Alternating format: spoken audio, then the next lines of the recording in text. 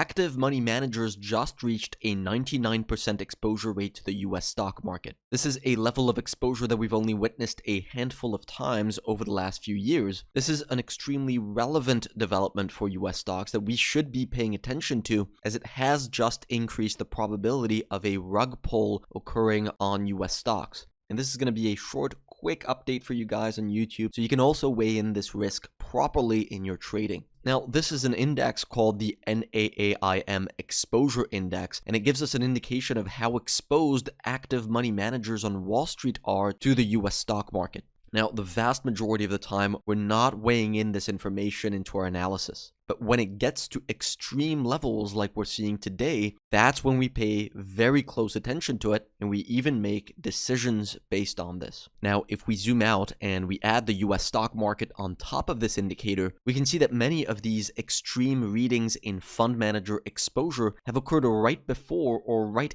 at very important peaks in the US stock market. Most of these being followed by around 5 to 10% pullbacks. There's a very good reason for why this happens on a systematic basis, and more importantly, why it's making the stock market vulnerable today. This is a chart of the S&P 500 priced in euros. When you compare it to the S&P 500 priced in dollars, you'll see there's a pretty wide gap between the two. This is something that we've pointed out in recent weeks, that a big chunk of the strong performance that we've had on the US stock market has actually been a result of a weak US dollar. And it is very visible on this chart. It almost looks like there's a pocket of air between the S&P 500 priced in dollars and the one priced in euros. And this is putting the stock market in a vulnerable situation, because as the S&P 500 index has risen in dollar terms, it has forced many players, many institutions back into the market to avoid missing out on returns. Because as the S&P 500 index has risen, not only has it forced institutions to increase their exposure to the US stock market, but it has also made stocks outperform every single other asset that institutions might have exposure to,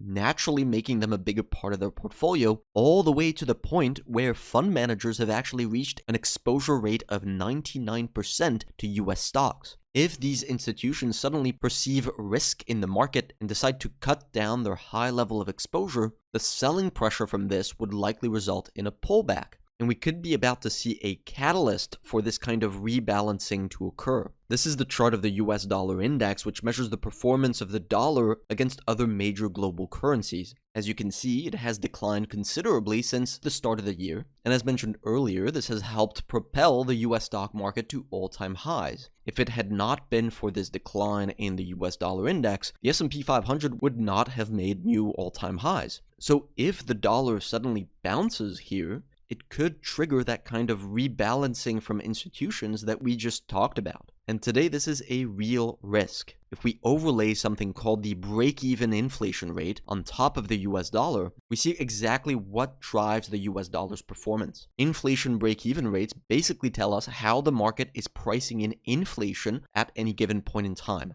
And this can have big implications on what the US central bank, the Federal Reserve, does. So the US dollar strength varies depending on how the market is pricing in inflation. Now, recently we've seen a divergence build between the dollar and the break-even inflation rate, and this could be setting the dollar up for a bounce. Now, I want to be clear, we are of the view that the US dollar will continue to weaken in the coming months under the current administration. But in the near term, the probability of the dollar bouncing here is quite high. The dollar is currently about 6% below its 200-day moving average, which is a very overextended level. We've only seen this level of overextension 4 times going back to 2017, and in all 4 cases, the dollar did bounce in the weeks that followed. Now, typically, we would not be concerned about a small bounce occurring on the US dollar. But today is a different story because fund managers have a 99% exposure rate to the US stock market. Now, I want to be clear, we're not going short on the market based on this. But our trading strategy at Bravos Research revolves around being exposed to stocks when we have a high degree of confidence that the market can actually move higher. Whenever we think there's too much risk to being exposed to the US stock market, we dial back our exposure.